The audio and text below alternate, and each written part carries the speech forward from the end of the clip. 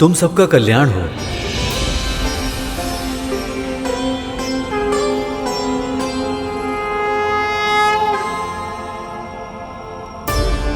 गरुड़, चंद्रमा के बाद और सूर्य लोक से पहले और कौन से ग्रह आएंगे?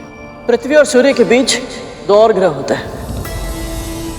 सबसे पहले आता है शुक्र, जिसका रंग श्वेत और ये उज्जवल स्वभाव का ग्रह है, परंतु ज्वालामुखियों से भरी इसकी सतह का तापमान बहुत अधिक होता है। फिर इसके बाद आता है बुध ग्रह, जो सूर्य के सबसे निकट है। इसका रंग भूरा होता है, जो सूर्य के चारों ओर तीव्र गति से घूमता रहता है। इसकी कक्षा बहुत छोटी होती है। दिन में ऊष्मा और रात में शीत सबसे अधिक होती है। वाह गरुड़, तुम्हें ये सब कैसे पता? मेरी माँ ने सूर्यमंडल और अंतरिक्ष के बारे में बहुत कुछ बताया है मुझे। गरुड़, हमें भी ये दोनों ग्रह देखने हैं। हाँ गरुड़। नहीं तक तो भैया, बिना किसी कारण के इन ग्रहों पर जाना और वहां की शांति भंग करना उचित नहीं है। हम दूर से ही इन ग्रहों को प्रणाम करके अपने मार्ग पर आगे बढ़ जाएंगे। और वैसे भी हमारी दोनों माएं हमारी प्रतीक्षा कर रही होंगी।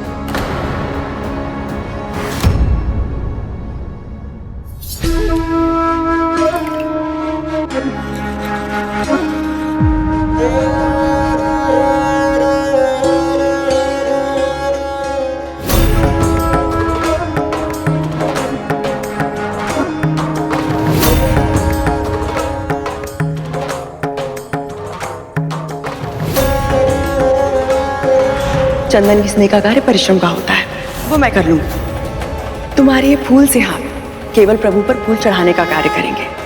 इन प्यारे से हाथों को मैं कभी कोई कष्ट नहीं होने दूंगी।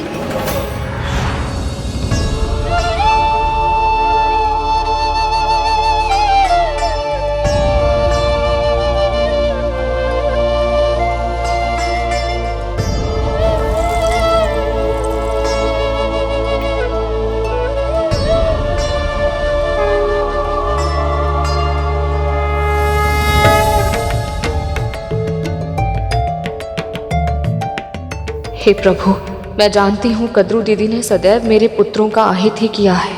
अरुण के साथ जो हुआ उसका दायित्व मेरा था, पर फिर भी वो जीवित है। मेरे दोनों पुत्र आज तक सुरक्षित हैं तो केवल आपकी कृपा दृष्टि के कारण। पर प्रभु, मैं अपना धर्म नहीं छोड़ूंगी, इसलिए मेरे गरुड़ के साथ साथ नागों पर भी अपना आशीष बनाए रखेगा। सभी को सुरक्षित रखेगा प्रभु।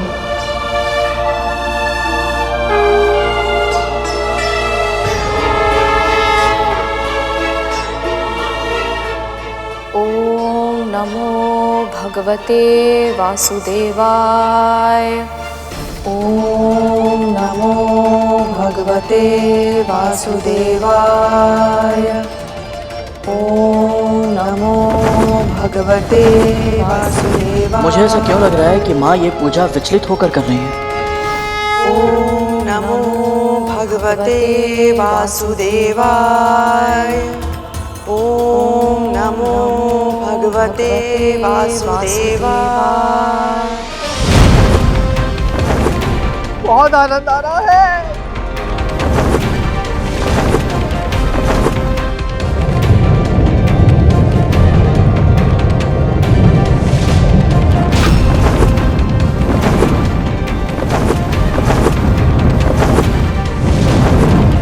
गरुड़, संभाल के।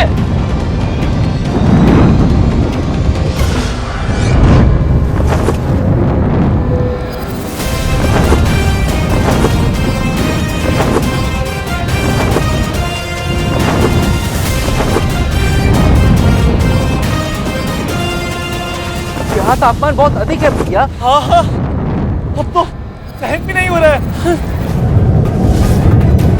मुझे इनको सुरक्षित यहाँ से निकालना होगा।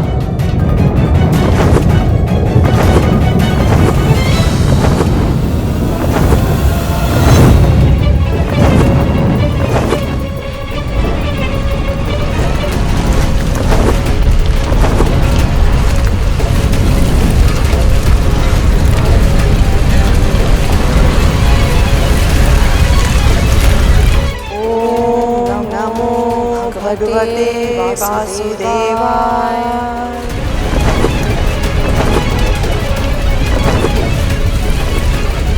गरुड़, अब हम क्या करें? हमें बचा लो गरुड़।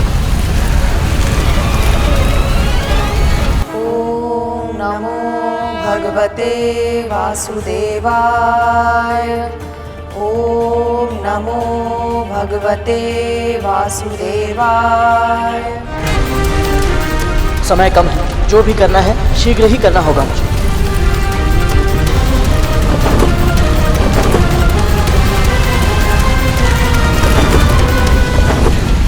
गरुड़ बचाओ हमें, गरुड़ बचा लो। कैसी शक्ति है ये जो मुझे खींच रही है? मैं उड़ क्यों नहीं पा रहा हूँ?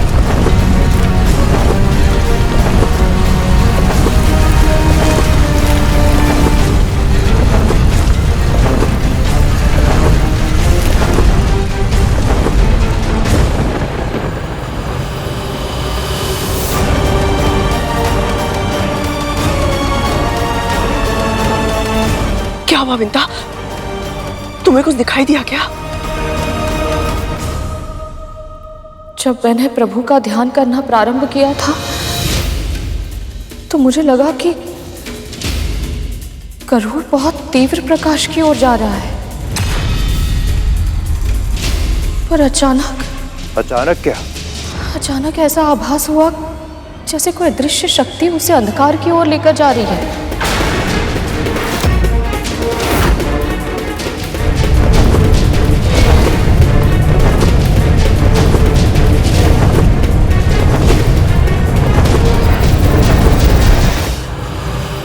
ऐसा घनघोर अंधकार जिसमें सूर्य का प्रकाश भी खो जाता है।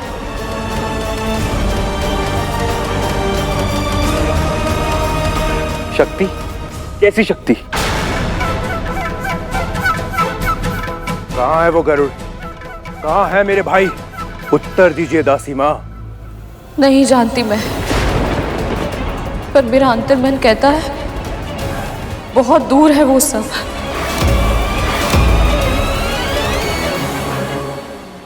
पृथ्वी से भी और सूर्यलोक से भी।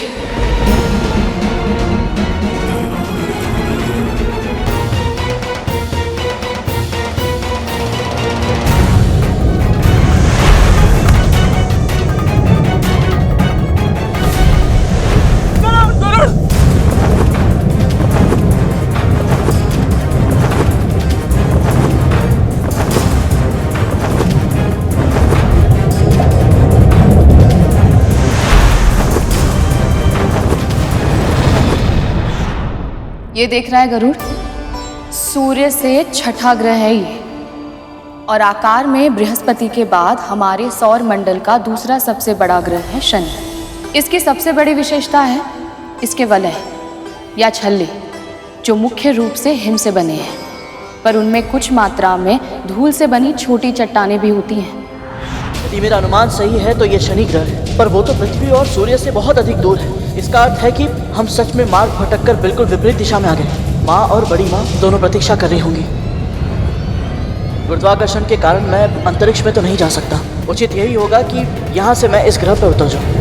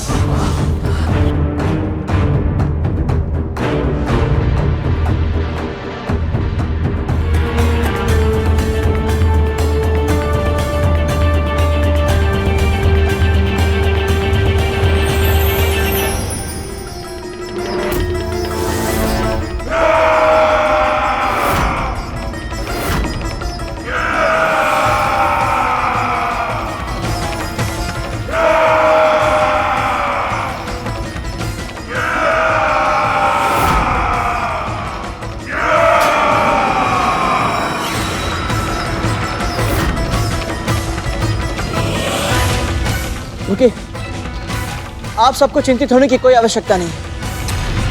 हम आपको कोई हानि नहीं पहुंचाएंगे। आप सबको हमसे कोई संकट नहीं है। हम तो स्वयं यहाँ से चले जाना चाहते हैं।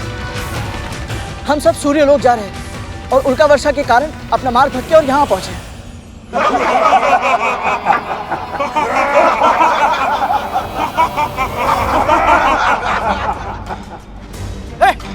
हंस क्यों रहे हो तुम? हमें मूर्ख समझा है क्या? कारण बताओ, नहीं तो फिर परिणाम के लिए तैयार हो जाओ। शनि ग्रह है ये, अपनी इच्छा से ना कोई यहाँ आता है और ना कोई जा पाता है। तुम सभी के कर्म तुम्हें यहाँ खींच कर लाए हैं, और जब तक इस ग्रह के स्वामी शनिदेव तुम्हें यहाँ से जाने की अनुमति नहीं देते, तुम सभी बंदी रहोगे।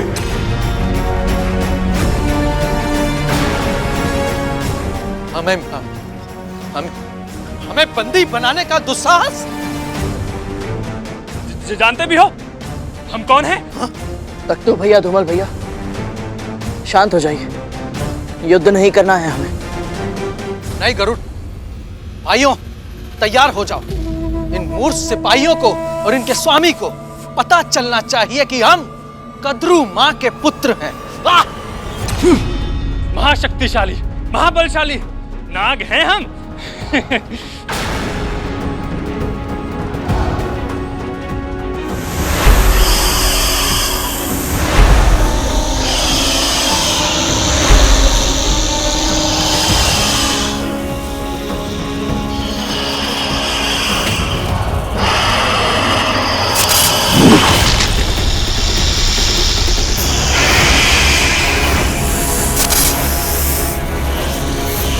मैं कहता हूं रुक जाइए।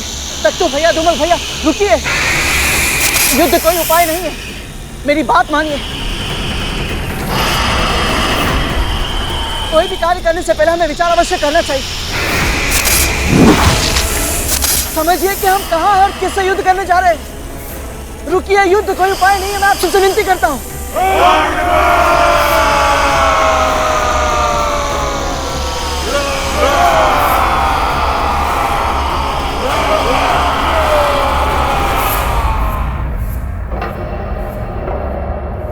नमो भगवते वासुदेवाय। दीदी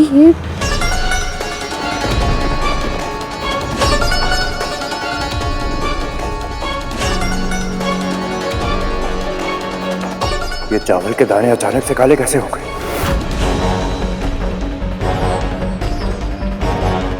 ऐसा तो तब होता है जब शनिदेव का प्रभाव हो।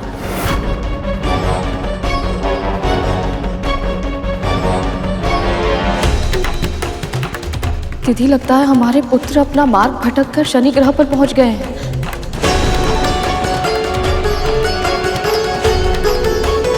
यदि शनिदेव की वक्र दृष्टि उन पर पड़ गई तो अनर्थ हो जाएगा।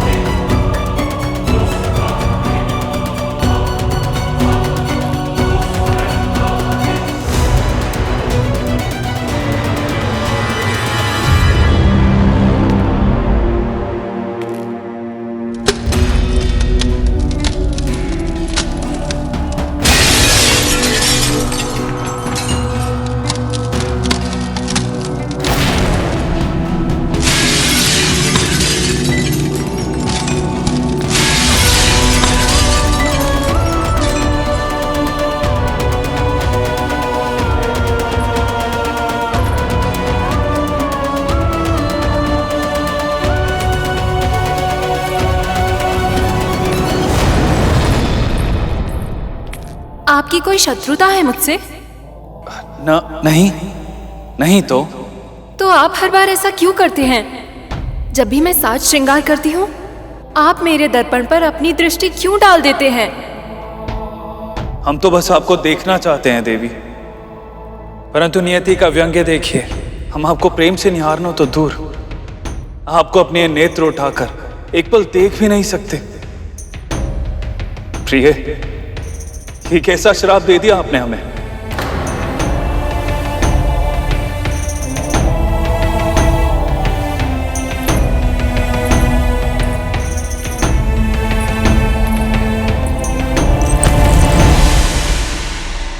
आप मुझे देखना चाहते हैं और मैं भी तो यही चाहती हूं ना स्वामी।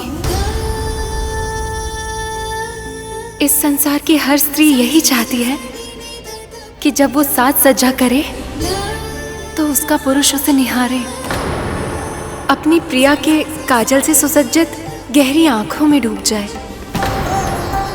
लाज स्वयं रंग बनकर उस स्त्री के गालों पर छा जाए, उसके अधरों की लाली चुंबन के माध्यम से उसके पुरुष के हृदय में सदा सदा के लिए अंकित हो जाए। मैं भी तो एक स्त्री हूं स्वामी, जो अपने पति से प्रशंसा के लिए तरस रही है। ये साज सज्जा, ये अलंकार, ये सब आपके लिए ही तो है। पर ये मेरे क्रोध और आपके कर्मों का फल ही है, जो हम अपनी छोटी सी इच्छा भी पूरी नहीं कर सकते। एक दूसरे की आंखों में एकटक देखते हुए प्रेम से निहार भी नहीं सकते। इस पूरे सृष्टि में ऐसा कोई नहीं है जो आपकी वक्र दृष्टि से भयभीत ना हुआ हो। स्वयं महादेव शिव शंकर भी। आपको स्मरण है ना कैसे उन्हें आपकी वक्र दृष्टि का प्रकोप सहना पड़ा था? प्रणाम महादेव।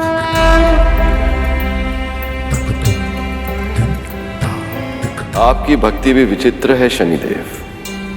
मैं देवों का देव हूं, आप मेरी आराधना करते हैं और आप फिर भी मेरी राशि में आना चाहते हैं। आपसे क्या छिपा है महादेव? आप तो सब भली भांति जानते हैं मुझे किसकी राशि में प्रवेश करना है और किसकी राशि में नहीं। ये मेरे नियंत्रण में नहीं है। हम सब प्रकृति के नियमों से बंधे हुए हैं और उन्हीं नियमों के अनुसार कल मैं आपकी राशि में प्रवेश करूंगा प्रभु, और मेरी वक्र दृष्टि आप पर होगी प्रभु। मैं चाह कर भी होनी को नहीं टाल सकता, इसलिए मैं आपको सतर्क करने आया हूं। आपकी दृष्टि मुझ पर कितने समय तक रहेगी शनिदेव? प्रभु, सुबह की पहली किरण से सवा पहर तक मैं आपकी राशि में रहूंगा। मैं क्षमा चाहता हूं, परंतु तब तक आपको सतर्क रहना होगा। आप चिंतित ना हो, आपकी दृष्टि का मुझ पर कोई प्रभाव नहीं होगा शनिदेव।